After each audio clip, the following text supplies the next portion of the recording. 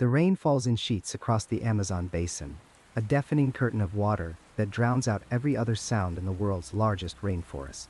Each droplet hammers against a million leaves, creating a roar that seems to come from the earth itself.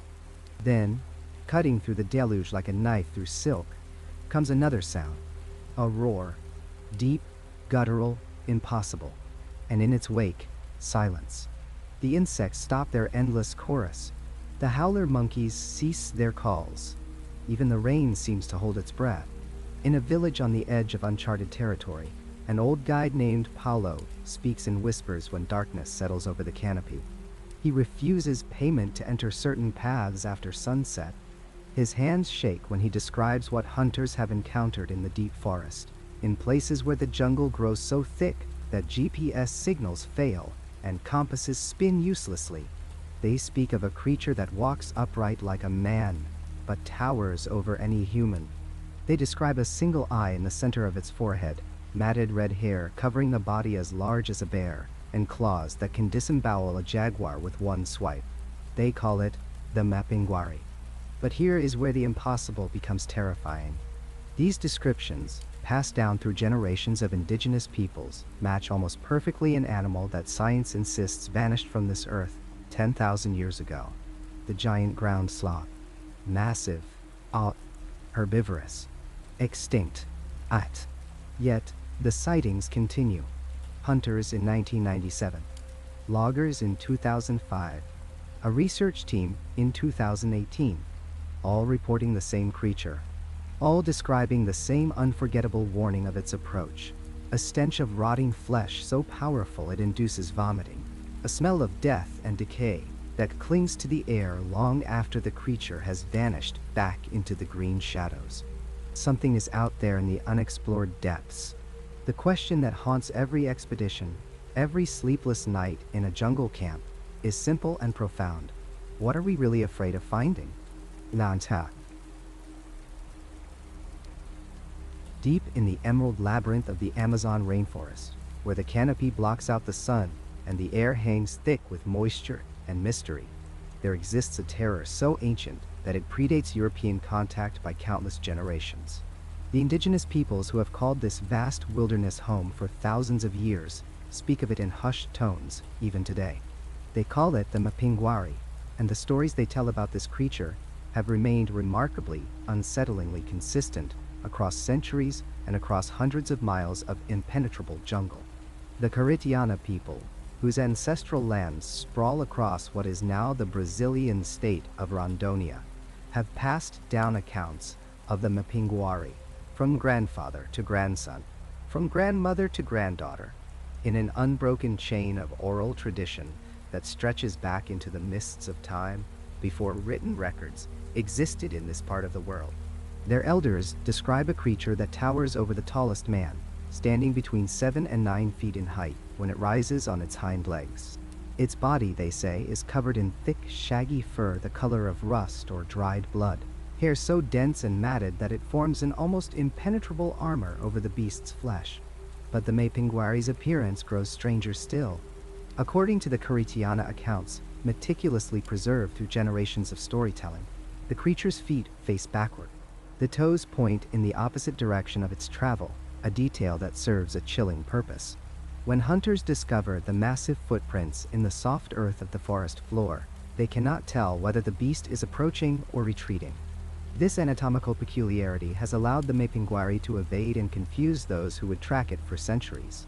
The Caripuna people, living hundreds of miles away along the banks of the Jaci-Paraná River, separated from the Caritiana by vast stretches of dense jungle and with no historical evidence of contact between the two groups, tell virtually identical stories. Their shamans and elders speak of the same towering creature, the same rust-colored fur, the same backward feet. This consistency across isolated communities presents one of the most compelling aspects of the Mapinguari legend. How could two peoples, with no known interaction, describe the same impossible creature in such precise and matching detail?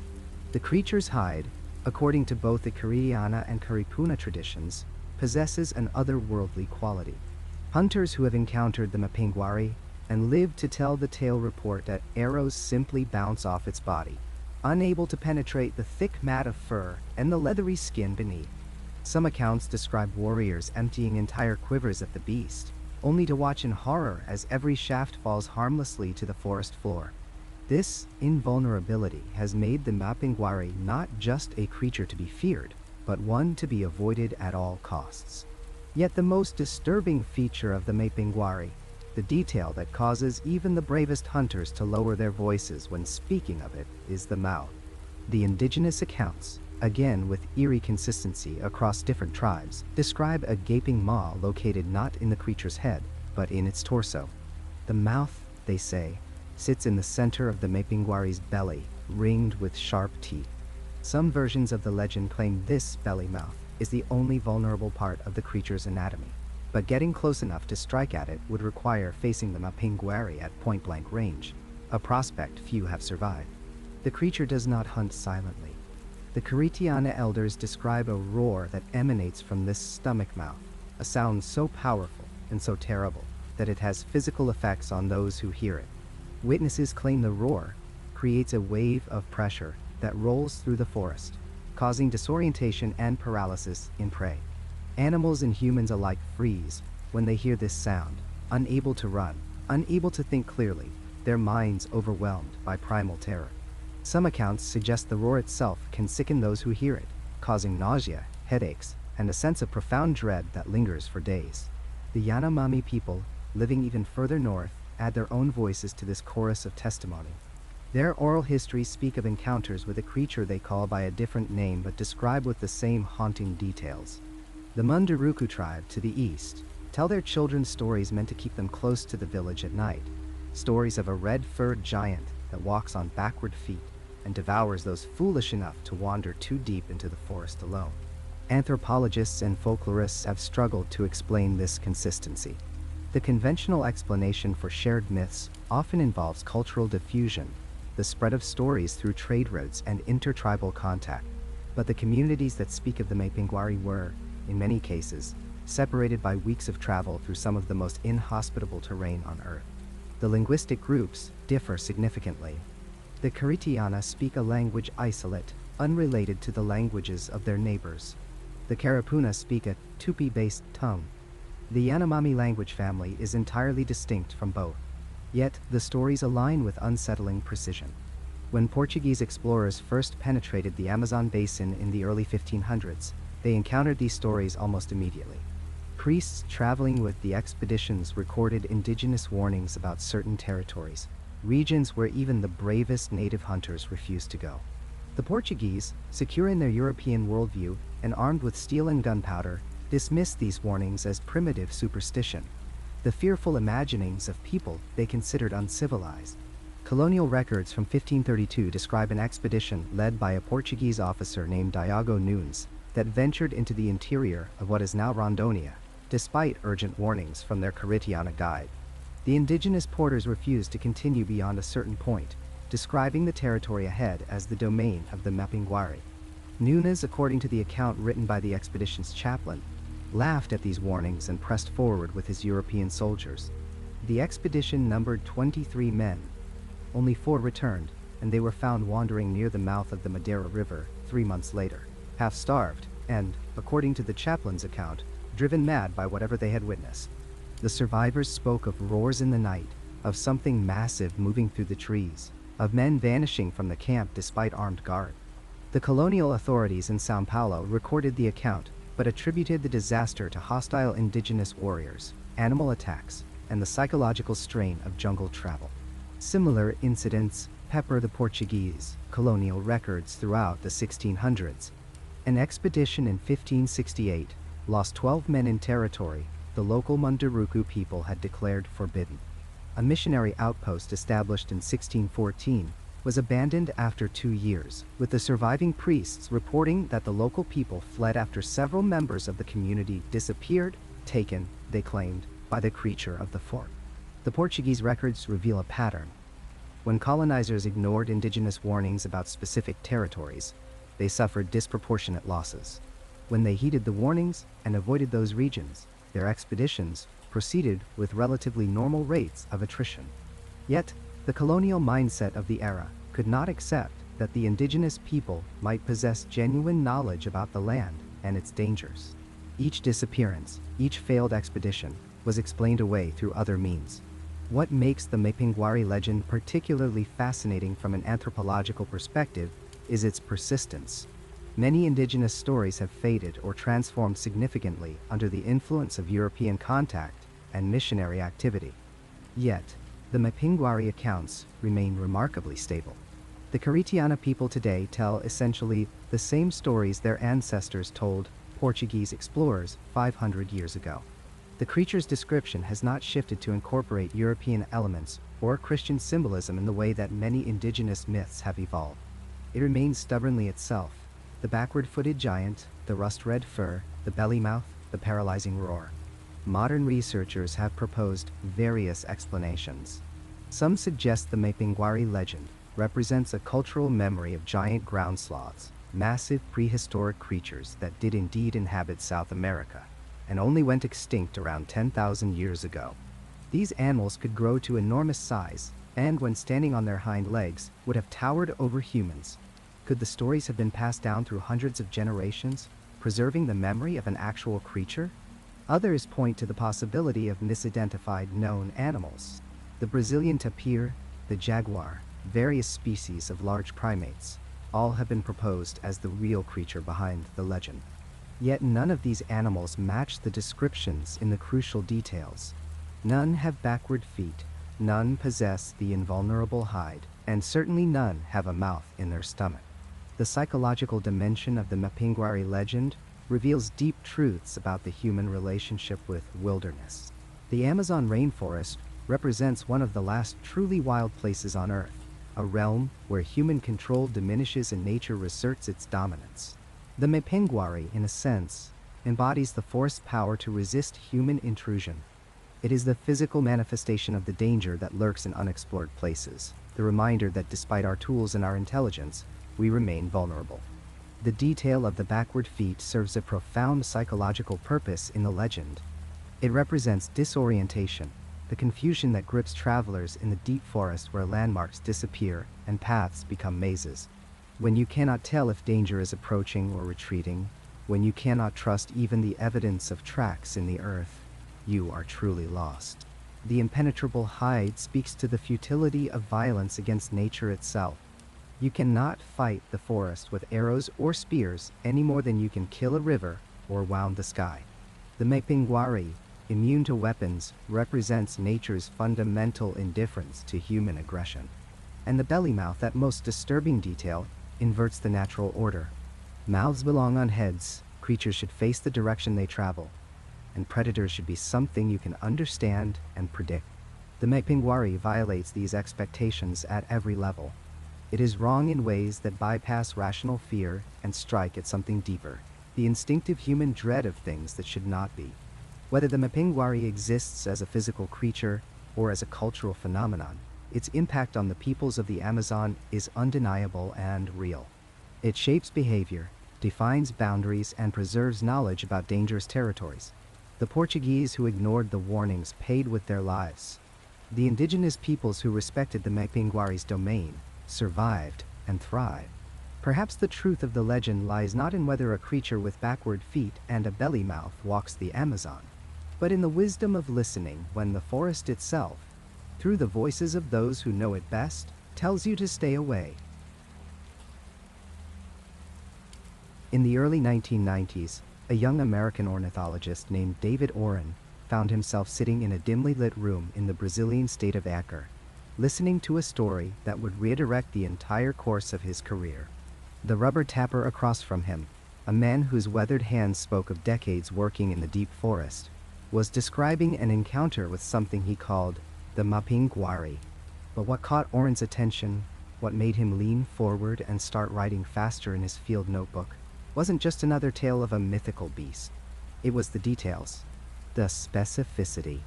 The way this man, who had never seen a museum or read a paleontology textbook, was describing an animal that sounded remarkably like a creature that mainstream science insisted had been extinct for more than 10,000 years. David Oren had come to the Amazon to study birds, not monsters. He had built a respected career, cataloging avian species in one of the most biodiverse regions on Earth. But as he traveled deeper into the states of Acre and Rondônia, conducting his ornithological surveys, he kept hearing the same stories. Different villages, different informants, different circumstances, but the descriptions remained unsettlingly consistent. A massive creature, standing upright like a man, but far larger. Thick, matted reddish-brown fur covering its body. Long, powerful claws that could tear through palm trunks. A terrible smell that preceded its appearance. And strangest of all, a second mouth on its belly, a detail so bizarre that it appeared again and again in witness testimony. Most scientists would have dismissed these accounts as folklore, as the predictable mythology that emerges from isolated communities living in vast, mysterious forests. But Oren did something different. He began to seriously investigate the possibility that these people were describing real encounters with a real animal. And the more evidence he collected, the more convinced he became that he knew exactly what that animal might be. Ground sloth. Massive, extinct relatives of the tree sloths we know today, but bear-sized or larger. Creatures that had roamed the Americas during the Pleistocene epoch, browsing on vegetation with their powerful claws and formidable size protecting them from most predators. The scientific consensus held that these animals had vanished at the end of the last ice age, roughly 11,000 years ago, victims of climate change and human hunting pressure. But what if, Oren wondered, a population had survived in the most remote corners of the Amazon rainforest? What if the Mapinguari wasn't a legend at all, but a living fossil? The more Oren studied the paleontological literature, the more the pieces seemed to fit. The giant ground sloths of South America, particularly the genus Mylodon and Eramothuium, matched the Mapinguari descriptions in ways that seemed too precise to be coincidental. Eramothuium, one of the largest ground sloths, could stand up to 12 feet tall when rearing on its hind legs to reach vegetation. It possessed thick fur as insulation, though whether this fur was matted and reddish-brown, we can only speculate based on preserved samples found in caves. Its forelimbs ended in massive curved claws, each one capable of stripping bark from trees or defending against attackers. These were not the delicate claws of modern tree sloths, but formidable weapons attached to powerful muscles. Even the peculiar detail about the belly mouth began to make sense under Oren's hypothesis. Ground sloths had a unique anatomical feature, a large abdominal area where their massive digestive system processed the enormous quantities of plant material they consumed. In a living animal covered with fur, this region might have appeared different from the rest of the body, perhaps lighter in color or differently textured. A person encountering such a creature in the forest, seeing it rear up on its hind legs, might well interpret this unusual belly region as a second mouth, especially in the poor light of the rainforest understory, and the terror of an unexpected encounter. Over several years, Oren collected dozens of eyewitness accounts, methodically documenting each one. He interviewed rubber tappers, indigenous peoples, frontier settlers, and forest workers. These were not people predisposed to believe in cryptozoological fantasies. They were practical individuals whose livelihoods depended on intimate knowledge of the forest and its real, documented dangers. When they spoke of the Mapinguari, they did so with the same matter-of-fact tone they used to describe jaguars or caimans. This wasn't mythology to them. It was natural history. The consistency of the reports became their most compelling feature. Witnesses who had never met each other, from communities separated by hundreds of miles of roadless jungle, described the same behavioral pattern. The creature was primarily terrestrial, moving on the ground rather than in trees. It was most active at dawn and dusk. It was generally solitary. It avoided human contact when possible, but could become aggressive if surprised or cornered. It moved with an unusual shuffling gait, not with the fluid grace of a jaguar or the obvious quadrupedal motion of a tapir. These details matched what paleontologists had theorized about ground sloth locomotion based on skeletal evidence and trackways. Oren presented his hypothesis at scientific conferences, published papers, and gave interviews. The reaction from the scientific establishment ranged from polite skepticism to outright dismissal. The objections were numerous, and on their surface, seemed devastating to his theory. First, there was the question of population viability. For a species to survive, it needs a breeding population of sufficient size to maintain genetic diversity. Where were the rest of the ground sloths? How could a population of 12-foot-tall megafauna go undetected in the modern era? Second, there was the lack of physical evidence. No bones had been found that could be definitively dated to the recent past. No clear photographs existed. No specimens, living or dead, had been produced. Third, there was the broader pattern of Pleistocene extinctions. Ground sloths had disappeared from every other habitat they once occupied. Why would the Amazon be different? Paleontologists pointed out that the end Pleistocene extinction event had been comprehensive, wiping out megafauna across the Americas with very few exceptions. The idea that a pocket population of ground sloths had persisted for 11,000 years while leaving no trace in the paleontological record seemed, to most scientists, beyond the realm of possibility. It violated everything they understood about extinction dynamics, population genetics, and the fossil record. Yet Oren had counter-arguments that were difficult to dismiss entirely. The Amazon rainforest, he noted, remains one of the least explored ecosystems on the planet. New species are discovered there every single year. These are not just insects or small plants, but birds, mammals, reptiles, substantial animals that had somehow evaded scientific documentation, despite existing in their thousands or millions. If species we didn't know existed could be living there in viable populations, who could say with absolute certainty that a small relic population of ground sloths couldn't persist in the most remote areas? The rainforest itself provides a compelling hiding place. The dense canopy, the vast distances, the challenging terrain, the seasonal flooding that makes much of the region inaccessible for months at a time. These factors combine to create an environment where even large animals can remain cryptic. Western scientists have been studying the Amazon for less than 200 years, a blink of an eye in evolutionary time. The indigenous peoples who have lived there for millennia possess knowledge of species and ecological relationships that Western science is only beginning to catalog. Then came a discovery that, while not proving Oren's hypothesis, certainly made it harder to dismiss out of hand. In caves in Patagonia and other parts of South America, researchers had been finding preserved ground sloth dung, skin, and hair for over a century. These remains, protected from decay by the dry cave environments, had always been assumed to date from the end of the Pleistocene. But when some samples were subjected to modern radiocarbon dating techniques in the late 1980s and early 1990s, the results were unsettling. Some of the samples weren't 10,000 years old. They were much, much younger. Some dated to just a few thousand years ago. A few samples, though controversial and disputed, seemed to be only centuries old. If accurate, these dates meant that ground sloths had survived far longer than previously believed. They might have coexisted with advanced indigenous civilizations. They might have been encountered by early European explorers.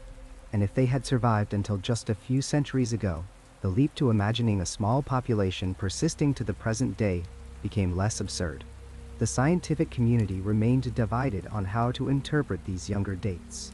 Some researchers argued they represented contamination or dating errors. Others suggested they might be evidence of natural mummification processes that confused the radiocarbon readings. But a minority began to seriously consider the possibility that megafauna extinction in South America had been a more gradual process than previously assumed, with pockets of survival in refugia that persisted long after the main populations disappeared.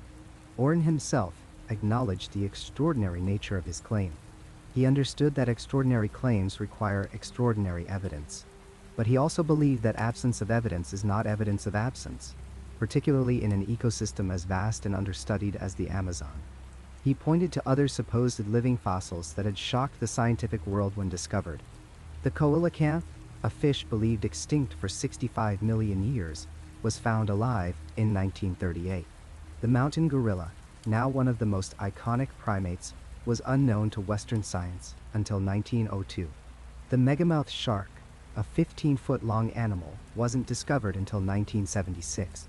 If the ocean, which covers 70% of Earth's surface, could hide a 15-foot shark until the late 20th century, couldn't the Amazon rainforest conceal a population of ground sloths? The question became not whether it was possible, but whether it was likely. And on that question, the scientific community could not reach consensus. What makes the Mapinguari ground sloth hypothesis so compelling is not any single piece of evidence, but the accumulation of suggestive details, the consistent eyewitness testimony, the anatomical matches, the behavioral descriptions that align with paleontological models, the environmental plausibility of the Amazon as a refugium, the unsettling radiocarbon dates. None of these alone proves the case, but together they create a circumstantial argument that refuses to be easily dismissed.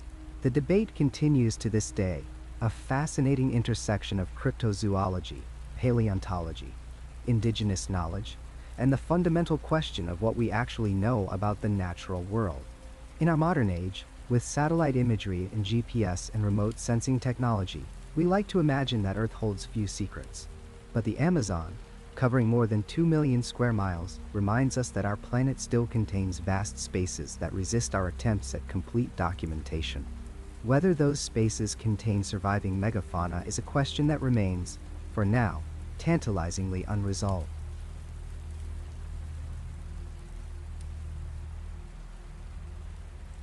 The Amazon rainforest in 1937 was a place of rubber and ruin, where men ventured deep into green darkness not for adventure, but for survival. The rubber boom had passed its golden age, but desperate men still carved their way through the jungle, seeking latex that wept from wounded trees.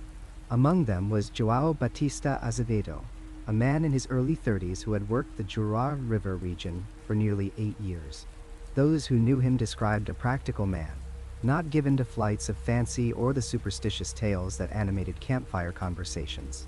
He kept his head down, did his work, and sent what little money he earned back to his family in Manaus. Nothing in his character suggested a man who would fabricate stories or succumb to jungle fever's hallucinations. Yet, what he reported in sworn testimony before a regional magistrate that year would haunt him until his death 2 decades later, and it would effectively close an entire section of the Javari Basin to rubber exploitation for years. Azevedo's testimony, preserved in the administrative records of the territorial government, begins on an ordinary morning in late March. He had ventured farther west than usual, following a tributary stream that promised virgin stands of rubber trees. The canopy hung so thick overhead that even at midday, the light filtering through came green and dim, as if he walked at the bottom of a vast aquarium. He moved with the practiced silence of a man who understood that noise in the jungle attracted attention, and attention often meant danger. The usual sounds accompanied him. Howler monkeys screamed their territorial claims in the distance.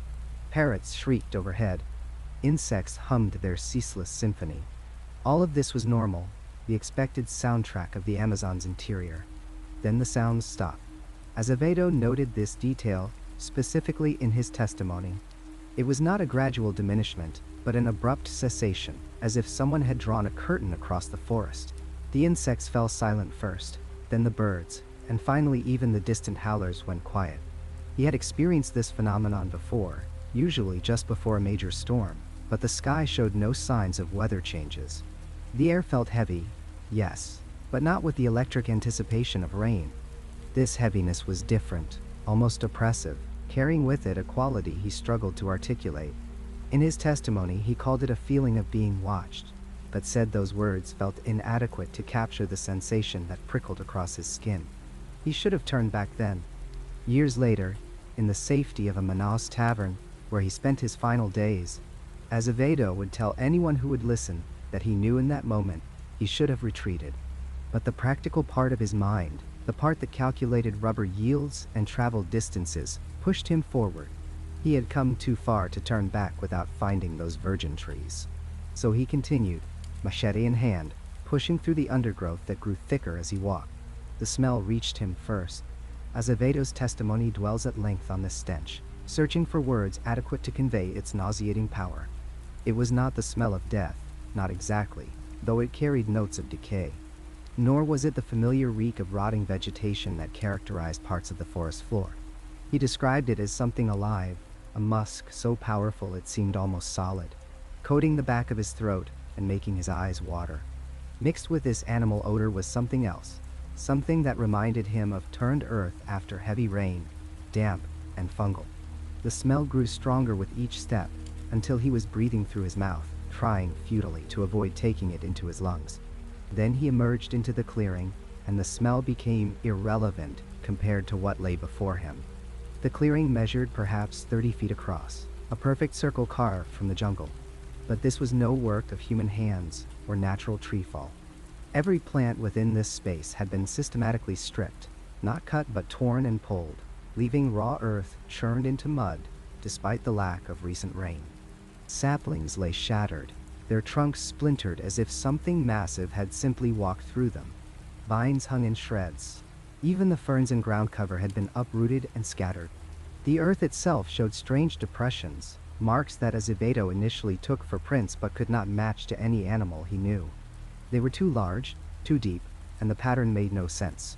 Some appeared almost human in shape, if a human's foot measured 2 feet long and half as wide.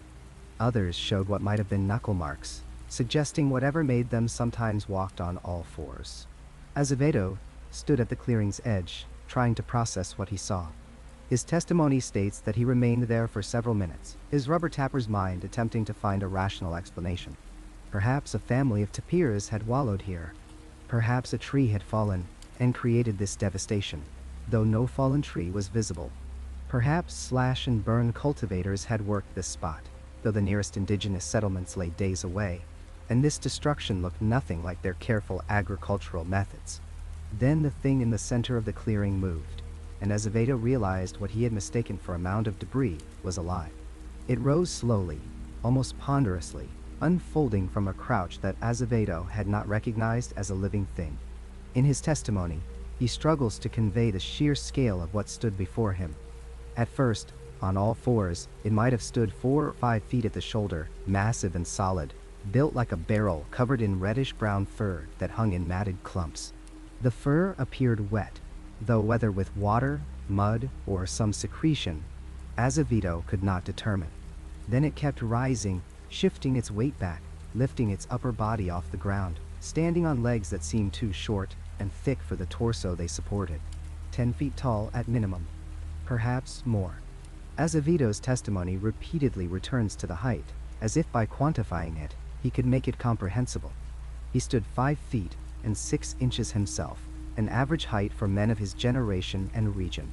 This creature dwarfed him, but the height was not the most disturbing aspect of its appearance. The small eyes haunted him most, he would later say.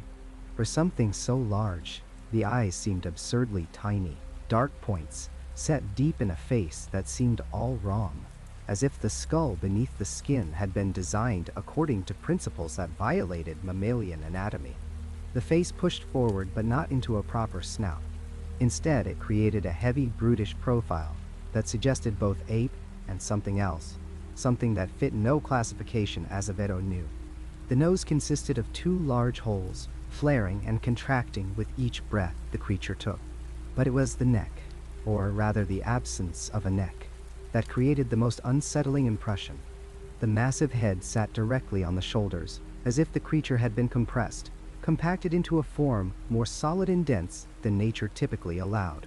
This lack of neck created the illusion that the entire upper body was one solid mass, immovable and implacable. For a moment, Azevedo and the creature simply stared at each other. He described a strange sense of mutual surprise, as if neither had expected to encounter the other in this remote clearing. The creature's small eyes fixed on him, and Azevedo found himself unable to move, frozen not by conscious choice, but by some primal instinct that locked his muscles and silenced his breath. Then the creature made its sound, and the paralysis broke. The bellow came not from the mouth, Azevedo insisted in his testimony. He was adamant on this point, repeating it multiple times to the magistrate who recorded his statement. The creature's mouth did not open fully when it made the sound. Instead, the roar seemed to emanate from its torso, from its chest or belly, vibrating through the massive body before exploding into the air.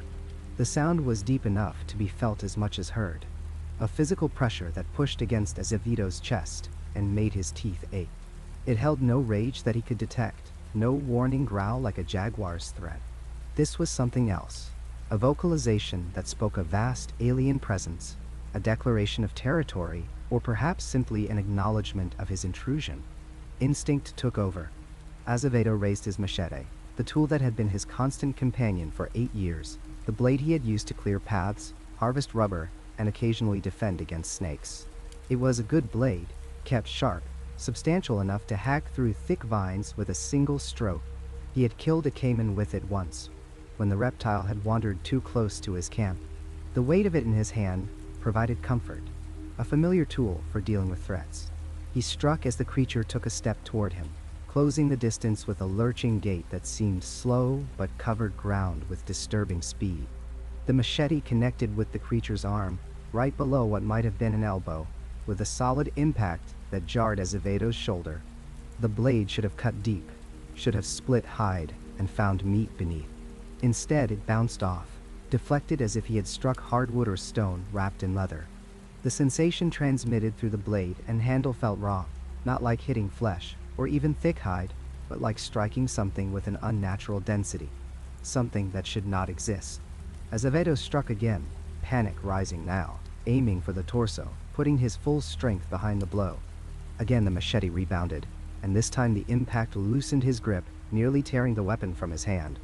The creature's hide gave slightly under the blade, but did not break, did not cut, showed no sign of damage. It was as if something in its flesh resisted penetration, some quality of tissue that Azevedo's mind could not categorize.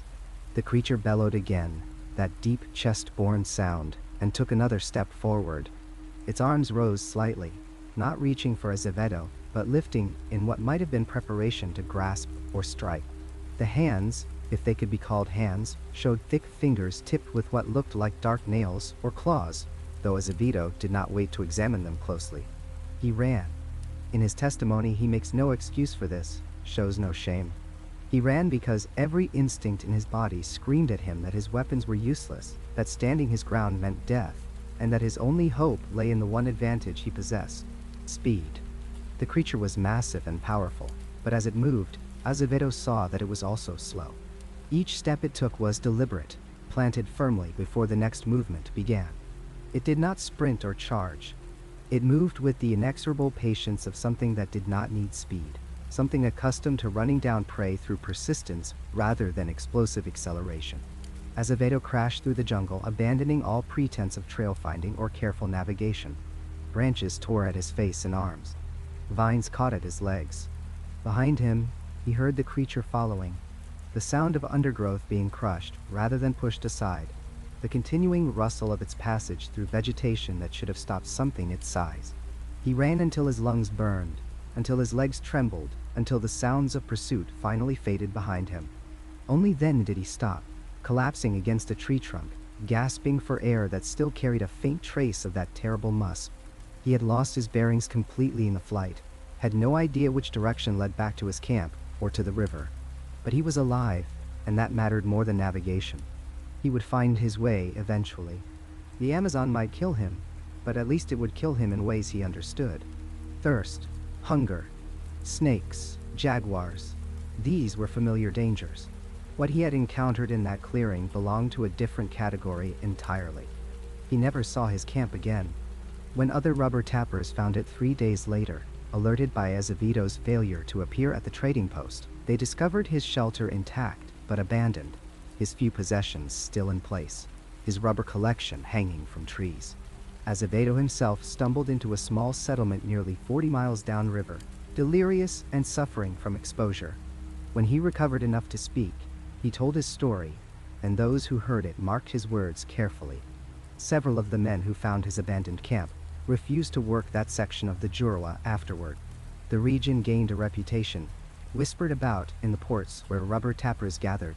Men who needed work badly enough still ventured there, but they went in groups, and they did not stay long. Azevedo never returned to the jungle. He made his way eventually to Manaus, where he found work as a laborer on the docks, then as a watchman at a warehouse. He survived another 23 years, dying in 1960 of pneumonia, a common enough end for a man in his 50s. But until his death, he insisted on the truth of his encounter. Those who knew him in those final decades reported that he would tell the story to anyone who asked, and many who did not ask, describing in consistent detail the clearing, the creature, the uselessness of his weapon against its hide. The story never changed in its essentials, never gained embellishments or evolved in the telling. This consistency troubled those who wanted to dismiss his account as fabrication or fever dream. Liars usually improved their lies over time. Azevedo simply repeated what he had seen, seeking not belief necessarily, but simply acknowledgement that he had witnessed something that should not have been possible, something that the Amazon kept hidden in its deepest reaches, something that reminded men they were not the apex predators they imagined themselves to be.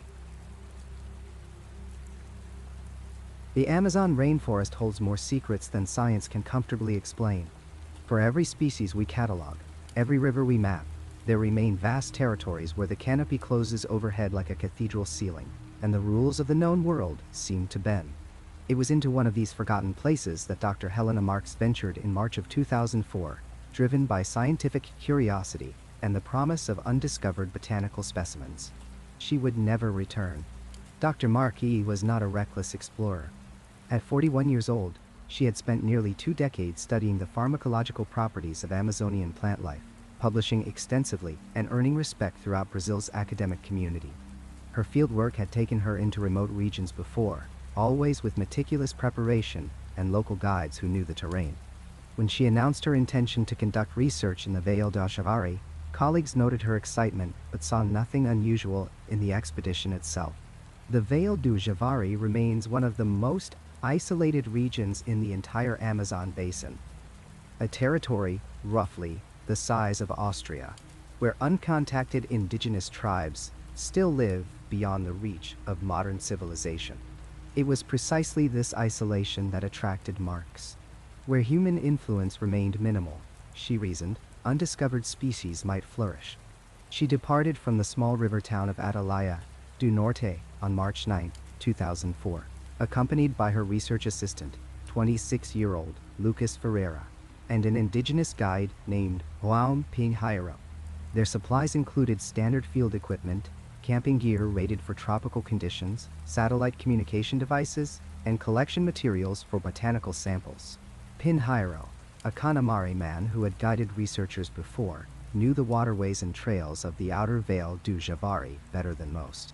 The expedition plan called for 3 weeks of fieldwork, focusing on a valley system approximately 80 kilometers upriver, accessible only by narrow tributaries that wound through primary rainforest untouched by logging or development. The first week proceeded without incident. Mark maintained regular radio contact with the Research Institute in Manaus, reporting successful sample collection and describing the remarkable biodiversity of the region. Her voice on these transmissions conveyed the enthusiasm of a scientist in her element, surrounded by the living laboratory she had devoted her career to understanding. But on March 17th, something changed. That evening's radio transmission carried a different tone entirely. Marque spoke quickly, her words clipped and urgent in a way that the radio operator in Manaus would later describe as deeply unsettling. She reported that their guide, Pinheiro, had refused to proceed further into a particular valley they had targeted for the next phase of research. More than refused, Marks explained, he had become adamant to the point of distress, insisting they abandon the expedition entirely and return downriver immediately. According to Mark, Pinheiro warned them about what he called the Mapinguari, a term that translates roughly as forest demon. The Canopy and other indigenous groups throughout the Amazon share stories of this creature, descriptions varying but certain elements remaining consistent. A massive bipedal being, standing taller than any man, covered in reddish hair, emitting an odor so powerful it could sicken those who encountered it.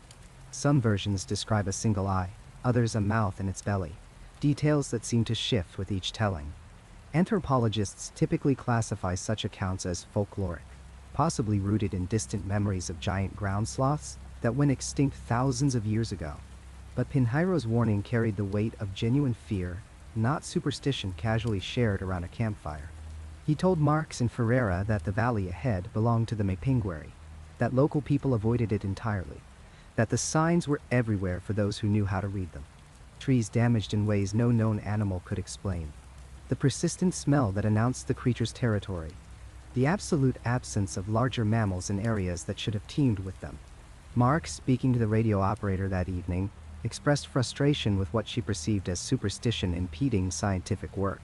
She stated her intention to proceed with or without the guide, though she hoped to persuade him otherwise. The radio operator, a man named Carlos Mendez, who had worked with numerous research expeditions, later told investigators that he urged Marks to respect the guide's knowledge, to consider that local warnings often encoded legitimate dangers, even if the explanation seemed fantastic. Marks acknowledged his concern but remained committed to her research objectives. She promised to check in again the following evening and ended the transmission. It was the last time anyone heard her voice. When Marks failed to make radio contact on March 18th and again on the 19th, the Research Institute initiated emergency protocols. The Brazilian military, which maintains a presence in the Vale do Javari due to its border proximity with Peru, dispatched a search team via helicopter. What they discovered would puzzle investigators and fuel speculation for years to come. The expedition's campsite was located exactly where Marks had indicated it would be, in a small clearing beside a stream that fed into the larger tributary. But the camp itself had been destroyed. The tent lay in shreds, heavy canvas torn as if by claws of tremendous size and strength. Equipment lay scattered across an area of approximately 30 meters, sleeping bags ripped open, research supplies strewn through the undergrowth. The violence of whatever had occurred seemed impossible to reconcile with the remote serenity of the location. Search teams found no bodies. No blood evidence suggested human injury or death at the campsite itself, but the surrounding forest told a disturbing story. A trail of destruction led away from the camp into the deeper jungle, vegetation crushed and broken in a path roughly 3 meters wide. Trees up to 15 centimeters in diameter had been snapped or pushed aside. Most unnervingly, bark had been stripped from several trees at heights between 2.5 and 3 meters above the ground, torn away in long vertical gouges that suggested something both powerful and deliberate had marked the territory. In the soft mud beside the stream, search teams photographed and cast impressions of tracks unlike anything in their experience. The prints measured approximately 45 centimeters in length, showing 3 distinct toes with what appeared to be claw marks extending forward. The depth of the impressions suggested an animal of massive weight, far exceeding that of a jaguar or tapir. The stride length between prints indicated a bipedal gait, something walking on 2 legs with steps measuring over 1 meter apart. Wildlife experts examining the casts could not match them to any known species in the region. Jaguars have 4 toes and leave entirely different prints. Tapirs have distinct hoof-like impressions. Large primates, theoretically possible in terms of print shape, simply do not exist at such size in South America. The tracks remained, in the assessment of multiple zoologists consulted by investigators, genuinely unidentified. Perhaps most intriguing were the hair samples. Searchers found tufts of coarse reddish-brown hair snagged on broken branches and thorny vegetation along the trail leading from the campsite. The hair measured between 10 and 15 centimeters in length, thick and wiry in texture. Initial analysis at the Federal University of Amazonas failed to match the samples to cataloged species. The hair showed characteristics inconsistent with known South American mammals. Further testing at laboratories in São Paulo, and eventually at facilities in the United States, produced inconclusive results. The samples were genuine biological material, mammalian in origin, but their specific source remained undetermined. Some analysts suggested the possibility of contamination or degradation affecting the results. Others noted that vast numbers of species remain unclassified in the Amazon, and hair samples alone often prove insufficient for definitive identification. But none could state with certainty what animal had left these samples behind. The search expanded over the following days. Military personnel, indigenous trackers, and civilian volunteers combed the area in widening circles from the destroyed campsite. The trail of broken vegetation eventually dissipated in denser jungle, where the canopy closed overhead and the forest floor revealed little. Aerial searches proved futile in terrain, where visibility through the canopy measured mere meters. Divers checked the stream and tributary for bodies, finding nothing. The guide, João Pinheiro, was eventually located at a Canopy village 2 days downriver. His account, given through interpreters to military investigators, provided the final piece of the puzzle.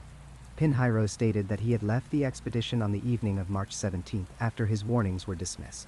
He described feeling a profound wrongness about the valley ahead, a sensation he struggled to articulate in terms investigators could relate to. The forest felt washed, he said. The normal sounds of the jungle, the constant background chorus of insects and birds and frogs, fell silent in that place. He had smelled something on the wind, a scent like rotting meat, mixed with musk, powerful enough to cause nausea. When Marx and Ferreira refused to turn back, Pinheiro made the difficult decision to leave them, taking only his personal belongings and starting the long trek back to the river. He stated that he heard something in the distance that night as he traveled, vocalizations that carried through the forest from the direction of their camp. Deep, resonant calls unlike anything in his considerable experience of jungle sounds. Not howler monkeys, not jaguars, not any bird or known mammal. Something else, entirely. Official conclusions proved frustratingly vague. The regional military command attributed the disappearance to animal attack, likely by a large predator, though the specific species remained unidentified in their report. Alternative explanations suggested possible violence from illegal loggers or gold miners known to operate in remote areas, despite the absence of evidence supporting human involvement. Some officials quietly speculated about uncontacted indigenous groups defending their territory, though the Vale du Javari Foundation, which monitors these populations, found such explanations inconsistent with known behavior patterns and the physical evidence. The case was officially classified as unsolved, the fates of Dr. Helena Marx and Lucas Ferreira remaining unknown. In the years since, the incident has attracted attention from cryptozoologists and researchers interested in unexplained phenomena. The Mapinguari legends suddenly gained new currency, discussed not merely as folklore, but as possible descriptions of an unclassified species. Some theorists point to extinct giant ground sloths, suggesting relict populations might persist in the most remote Amazon regions. Others propose unknown primates, perhaps a South American equivalent to the great apes. Skeptics counter that extraordinary claims require extraordinary evidence, and the physical traces, while puzzling, could result from misidentification or misinterpretation rather than unknown animals. What remains undeniable are the facts stripped of interpretation. Two experienced researchers vanished in a region where modern humans rarely venture. Their camp was destroyed with violence, suggesting something of tremendous strength. Tracks were found that matched no cataloged animal. Hair samples defied definitive identification.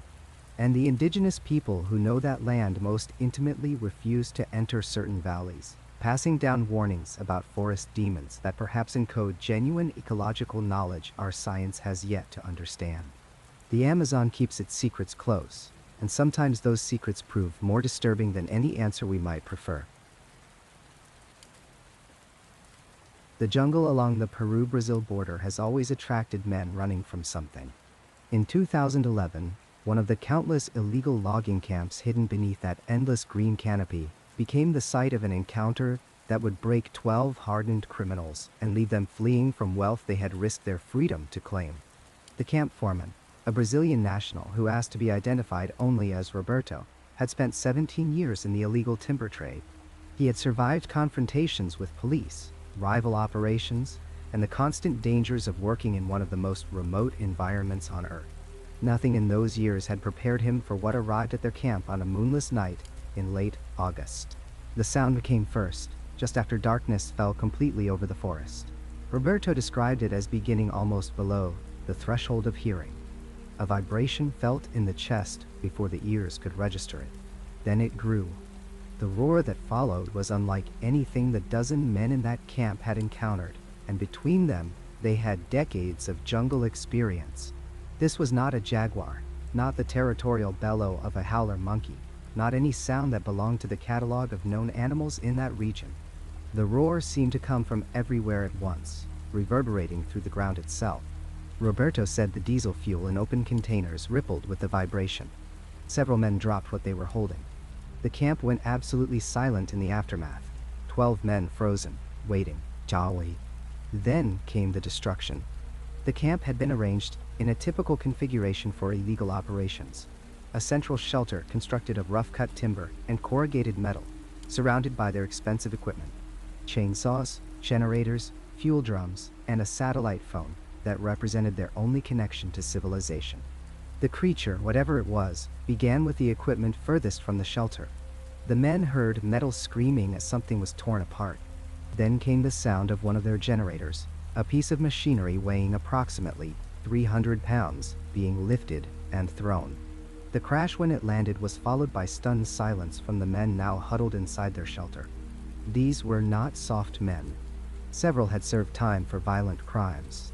Others had survived years in environments where weakness meant death. But the systematic, almost calculated destruction happening just beyond their walls reduced them to something primitive.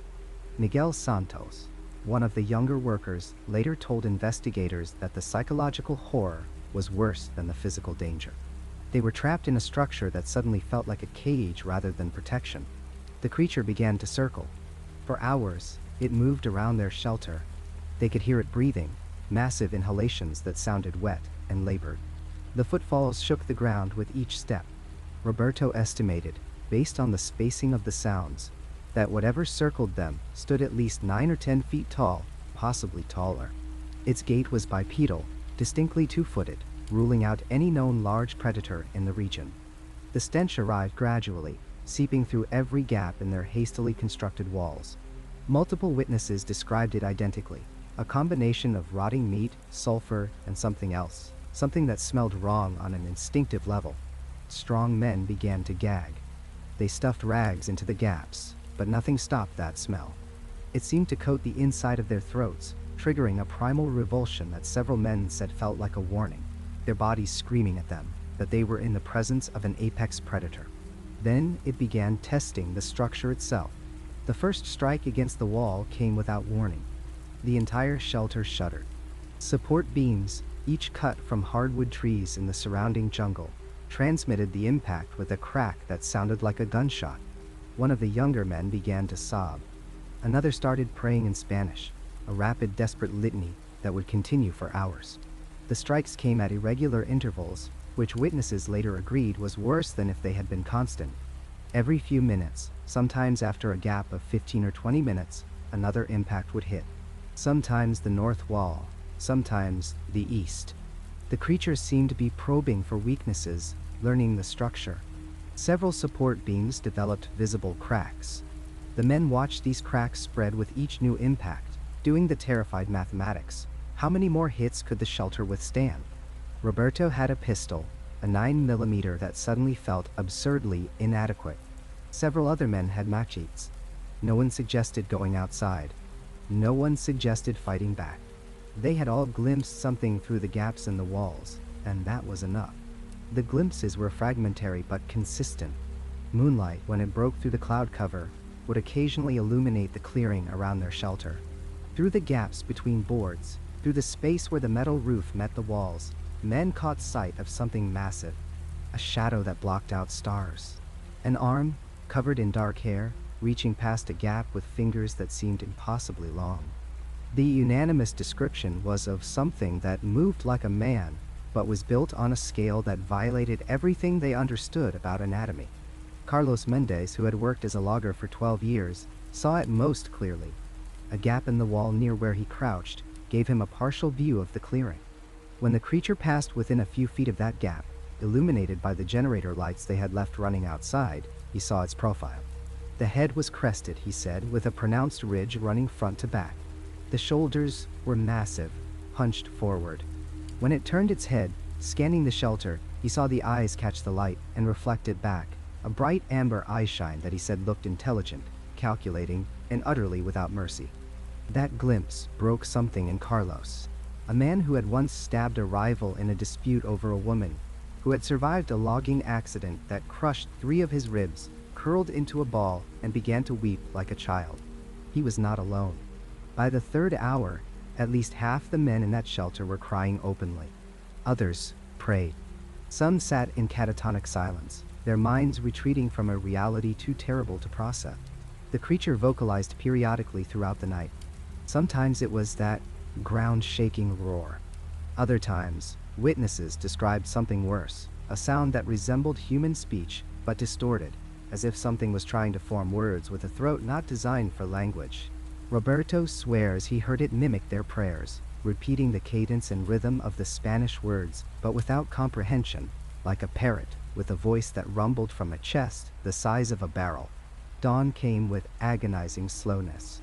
The darkness began to lift around 5:30 in the morning. The creature circled one final time, and then, as the first rays of sun penetrated the forest canopy, it departed. The men heard it crashing through the jungle, moving away from camp with surprising speed. The sounds of its passage faded and were swallowed by the awakening forest. No one moved for 20 minutes. They sat in their own waste, because several men had lost control of their bladders during the night. They sat in the stench that still lingered. They sat in shocked silence until full daylight convinced them it was truly gone. What they found outside defied rational explanation. The generator that had weighed 300 pounds had been thrown nearly 80 feet into the jungle.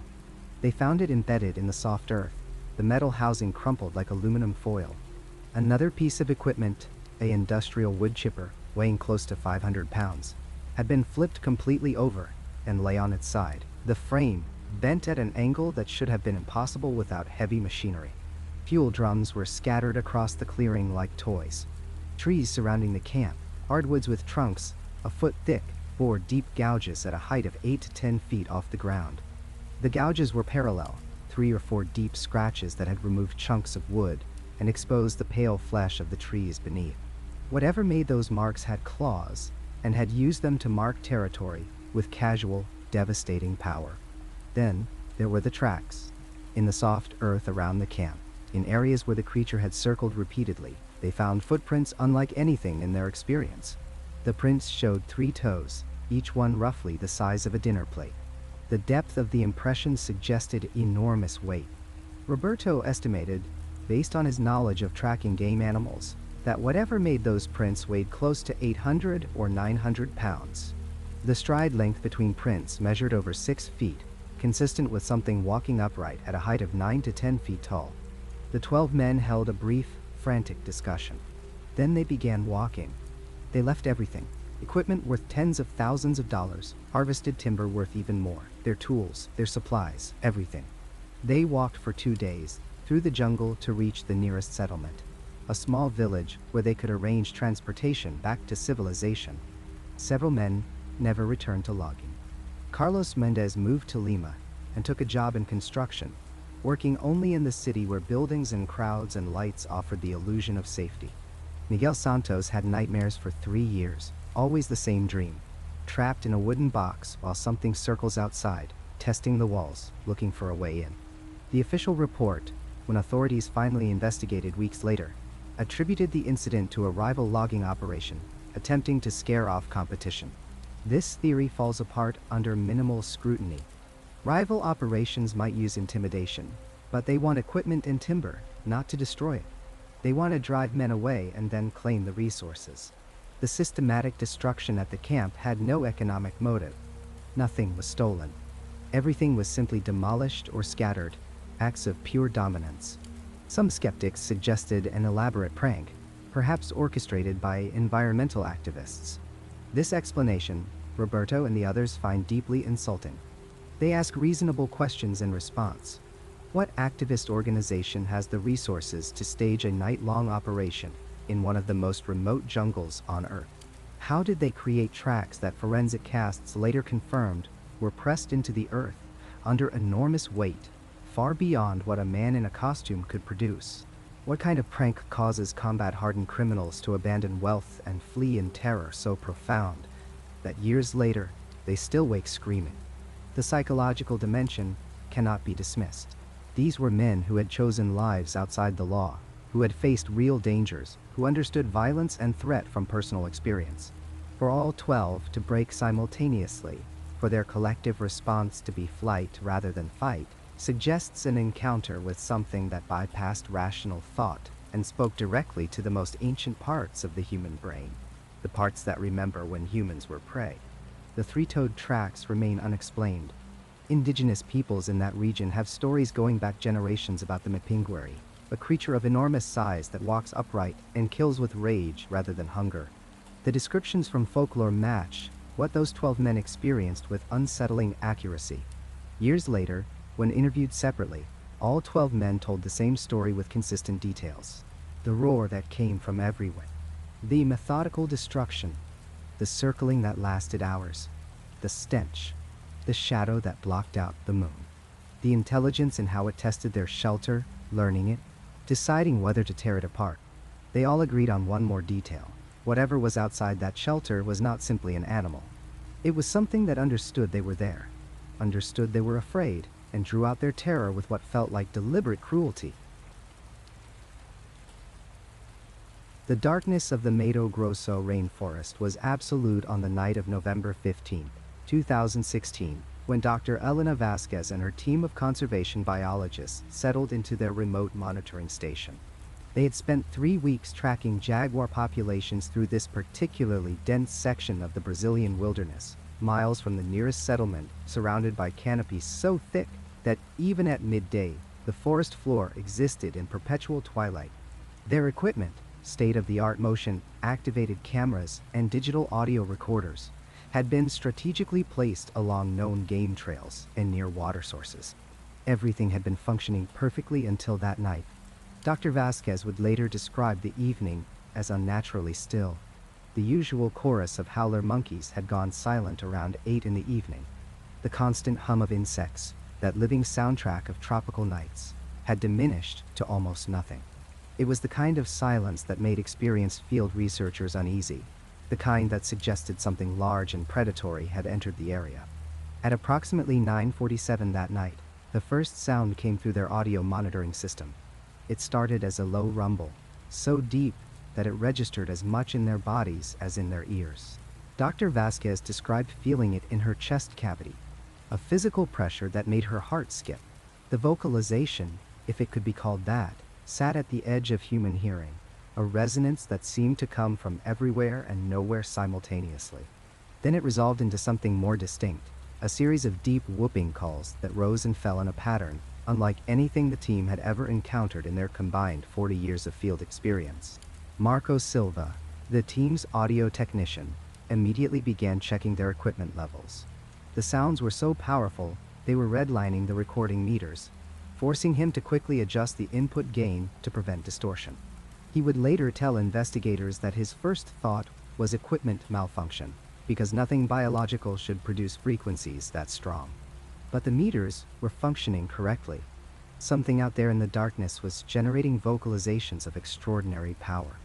The calls continued for nearly 7 minutes, varying in intensity and pattern. Sometimes they came as single, prolonged notes that seemed to vibrate through the ground itself. Other times they formed rapid sequences, almost conversational in their rhythm. Between the vocalizations, the team's microphones picked up another sound, heavy footfalls moving through the undergrowth. Not the padding of jaguar paws or the rustle of smaller mammals. These were bipedal impacts, the distinct pattern of something walking on 2 legs, and whatever was making them was massive. Dr. Vasquez made the decision to check their nearest camera array, located approximately 100 meters from their station along a creek bed where they had documented jaguar activity for weeks. She and Silva moved slowly through the darkness, their headlamps cutting narrow beams through the oppressive black. That was when they witnessed something that would change their scientific careers forever. A large Brazil nut tree, its trunk easily a meter in diameter, was shaking violently. Not swaying in wind, the air was completely still, but shaking as though something of tremendous strength was either striking it or using it to display dominance. The motion was so violent that Brazil nuts, each one encased in a heavy woody shell, were raining down around them like artillery. The vocalizations intensified as they approached. Silva, to his credit, kept recording despite his obvious fear. You can hear his breathing on the tape, rapid and shallow, as the sounds seem to surround them. What makes the recording particularly compelling to audio analysts is the frequency range captured. Modern forensic analysis would later reveal that the vocalizations contained significant energy in the infrasound range, below 20 Hz. Frequencies that humans cannot consciously hear, but that affect us physiologically. This explains the pressure Vasquez described feeling in her chest. These were not just sounds, they were acoustic weapons, exactly the kind of intimidation display that a large, intelligent animal might use to establish dominance over its territory. The team retreated to their station, and that is when they discovered the camera failure. Every single motion-activated camera within a 200-meter radius of their position had malfunctioned simultaneously. The cameras themselves showed no physical damage, No water intrusion, no obvious technical failure. They simply stopped recording at 9:41 that evening, 6 minutes before the vocalizations began. Later analysis by the camera manufacturer could find no explanation. The units were functioning perfectly when tested. Their memory cards contained footage right up until that precise moment, then nothing but darkness and silence until they mysteriously resumed normal operation at approximately 11:15, after whatever had been out there had departed. This technological failure is perhaps the most troubling aspect of the entire incident for skeptics and believers alike. Motion-activated trail cameras are incredibly robust devices designed to function in extreme conditions. For multiple units from different positions, all on independent power sources, to fail simultaneously suggests either an extraordinary coincidence or some form of interference that current science cannot adequately explain. Some researchers have proposed that powerful infrasound itself might disrupt electronic equipment, though this remains theoretical and unproven.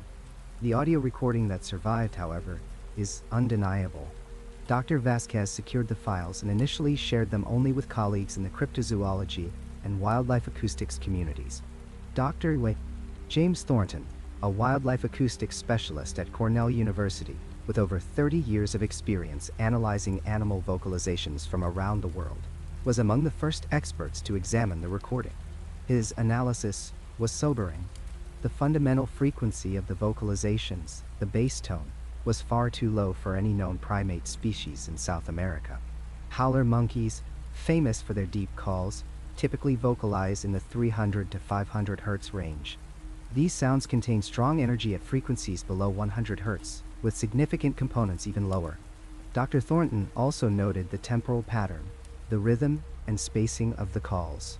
Jaguar vocalizations, while powerful, follow a distinctly feline pattern of roars, growls, and snarls. These sounds had none of those characteristics. They were more structured, more varied, suggesting a more complex vocal apparatus.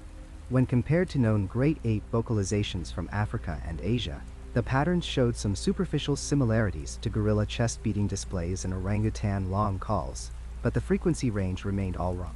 South America has no great ape. The largest primates on the continent are spider monkeys and howlers, animals a fraction of the size that would be necessary to produce such deep, powerful sound. Bird species were quickly ruled out.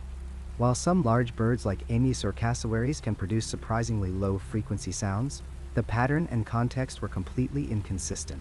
These vocalizations came from dense forest at night, accompanied by heavy terrestrial movement. No bird matched the profile. Dr. Thornton's conclusion, stated carefully in his written analysis, was that the sounds represented either an unknown species or an existing species engaged in previously undocumented vocal behavior of a type never before recorded in scientific literature. It was a diplomatically phrased way of saying he had no explanation. The recording remained within scientific circles for nearly 8 months before someone, the source was never identified, leaked it online in July of 2017. Within days, it had been downloaded thousands of times, analyzed by amateur enthusiasts, audio engineers, and armchair detectives from around the world. The response split immediately into two camps. Believers saw it as potential evidence of creatures long rumored in indigenous folklore, the Mapinguari, a giant ground sloth supposedly surviving in remote areas of Amazonia, or even the South American version of Bigfoot-type creatures reported sporadically throughout the continent's vast wilderness area. Skeptics, meanwhile, began constructing elaborate hoax theories. Some claimed the sounds were digitally fabricated using audio synthesis software. Others suggested they were recordings of known animals, perhaps howler monkeys or jaguars, pitch shifted to create an unnatural effect. A few proposed that the biologists themselves had fabricated the entire incident to gain notoriety or research funding. Each theory spawned counter-analyses. Audio forensics experts examined the recording for signs of digital manipulation and found none. The background sounds, the authentic rainforest ambience, the natural reverb, and acoustic properties of the environment all pointed to a genuine field recording, not a studio creation.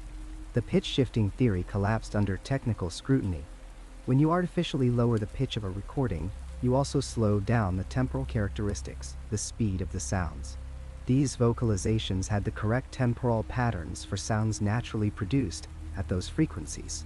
Moreover, the infrasound components, those frequencies below human hearing, were present in the original recording and could not have been added after the fact using simple pitch manipulation. The recording was either genuine or represented a hoax of extraordinary sophistication, requiring professional-grade audio knowledge and equipment. What really gave the recording credibility in the eyes of many researchers was the context. Dr. Vasquez and her team had established reputations. They had published peer-reviewed research on jaguar conservation. They had no history of sensationalism or involvement with cryptozoology. The area where the recording was made, deep in Mato Grosso, was genuinely remote, accessible only by several days of difficult travel from the nearest town. This was not some roadside attraction where hoaxers could easily operate. The team had documented their expedition thoroughly with permits, itineraries, and regular reports to their funding institutions. Everything about their presence in that location checked out as legitimate scientific fieldwork. Dr. Vasquez faced intense pressure after the leap. Her university colleagues urged caution, suggesting she distance herself from the more sensational interpretations circulating online. Research grant committees began asking uncomfortable questions. In the conservative world of academic biology, association with cryptozoology, even inadvertently, can be a career-ending move. For nearly a year, she remained mostly silent, issuing only brief statements confirming that the recording was authentic and had been captured during legitimate jaguar research. Then, in September of 2018, Dr. Vasquez made a decision that surprised everyone. At a wildlife conservation conference in São Paulo, she addressed the incident directly during a presentation. She stated, clearly and without equivocation, that something unidentified and large had definitely produced those sounds. She acknowledged that she could not prove what the source was, but she refused to dismiss or downplay what she and her team had experienced. She described the physical sensation of the vocalizations, the equipment failures, the shaking trees, the heavy bipedal footfalls. She presented the audio analyses from multiple experts, all of whom had concluded the sounds did not match any known cataloged species. Her statement was career-risking candor in a field that values caution and empirical certainty. Some colleagues praised her honesty. Others suggested she had damaged her professional credibility irreparably. But what her statement accomplished was to place the incident firmly in the realm of legitimate scientific mystery, rather than allowing it to be dismissed entirely as either proven hoax or unquestioned proof of monsters. She acknowledged the unknown, which is perhaps the most honest thing any scientist can do when confronted with evidence that defies easy explanation. The Mato Grosso recording remains, to this day, unexplained. It sits in digital archives, analyzed and reanalyzed, debated in forums and academic papers alike. Whether it represents an unknown species, a known animal engaging in previously undocumented behavior, or some acoustic phenomenon we do not yet understand, it stands as a reminder that even in our modern age of satellite surveillance and genetic databases, the deep wilderness still holds secrets. Sometimes those secrets announce themselves not with whispers, but with sounds so powerful they can be felt as much as heard, resonating through the darkness like questions we are not yet equipped to answer. The rain returns now, just as it was in the beginning. Those same endless drops hammering against the canopy, creating that white noise that swallows all other sounds in the Amazon. But listen to it differently now. Listen knowing what might be out there hidden in that curtain of water and mist. The rain that once seemed like just weather now feels like a veil, like nature itself conspiring to keep secrets buried in the green darkness. After thousands of reported sightings spanning more than 4 centuries, after countless expeditions into the deepest parts of the rainforest, after all the stories and all the terror, we are left with an uncomfortable truth. There is no body. There are no bones cataloged in any museum drawer. There are no clear photographs that silence the skeptics, no video footage that removes all doubt.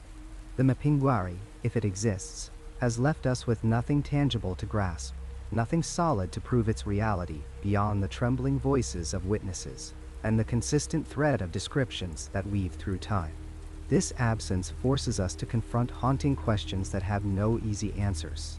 If giant ground sloths somehow survived the extinction that claimed their relatives 10,000 years ago, if they persisted in isolated pockets of the Amazon while the rest of the world forgot they ever existed, then why have we found no physical evidence? Why has no hunter ever brought back bones? Why has no logger stumbled across remains? Why has the forest kept this secret so perfectly? And yet the alternative is equally troubling. If the Mapinguari is nothing more than legend, nothing more than campfire stories and misidentification, then how do we explain the consistency?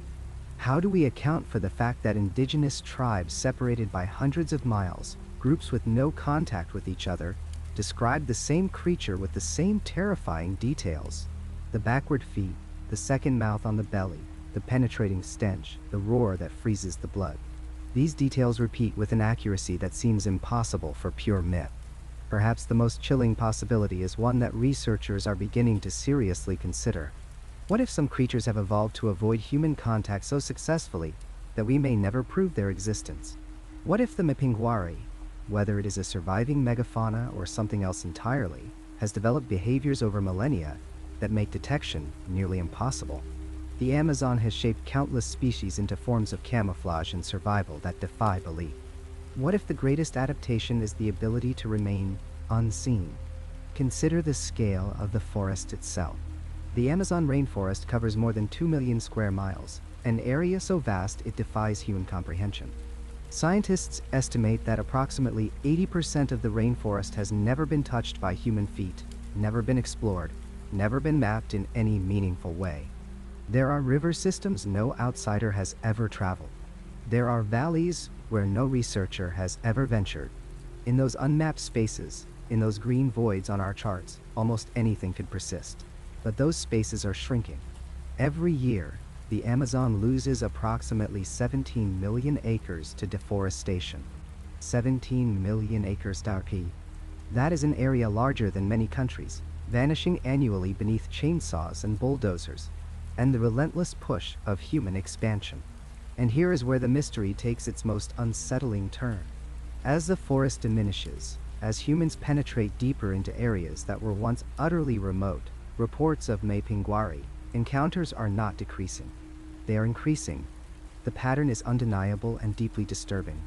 As logging operations push into previously untouched regions, workers report sightings. As new roads cut through virgin forest, travelers describe encounters. As settlements expand into the frontier, communities speak of something moving at the edges, something that was never there before. It is as if we are slowly cornering something that had remained hidden, not by choice alone, but by the simple protection of distance. What happens when ancient things have nowhere left to hide? When the buffer zones disappear, when the deep forest that served as refuge for centuries or millennia is suddenly penetrated by roads and settlements and the noise of machinery, do creatures that survive by avoidance suddenly find themselves with no place to retreat? Do they become visible, not because they have changed, but because their world has? The indigenous peoples of the Amazon have watched this encroachment with growing alarm. They speak of the forest's balance being disrupted, of boundaries being crossed that were never meant to be violated. Some shamans say the Mapinguari appears more frequently now because it is being driven from its traditional territories. Others suggest that the creature is emerging as a warning, a manifestation of the forest's distress. Whether these interpretations are literal or metaphorical, they point to the same underlying reality. Something is changing, and whatever was kept separate is becoming entangled with human presence. The rain continues to fall, just as it has for millions of years, just as it will continue long after we are gone. Somewhere in that rain, in the vastness that remains, in the 80% of forest we have never touched, there might be answers. There might be proof. There might be creatures that were never meant to exist in our modern world, remnants of an age we thought we understood. Or perhaps there is nothing. Perhaps the Mapinguari will remain forever in this liminal space between myth and reality, neither proven nor disproven, haunting the edges of our knowledge. Perhaps that uncertainty is the truest horror, the realization that despite all our technology and all our confidence, there are still questions we cannot answer, still shadows we cannot illuminate. Are we finally encroaching on the last refuge of something that should have remained legend? As the chainsaws bite deeper, as the fires burn hotter, as the roads push further into the green unknown, are we about to discover an answer we are not prepared for? Or are we destroying the very mystery itself, erasing the possibility of truth before we ever find it? The rain knows, but the rain is not telling. It just keeps falling, washing over everything, keeping its secrets locked in the endless green cathedral of the Amazon, where some things perhaps are meant to remain unknown.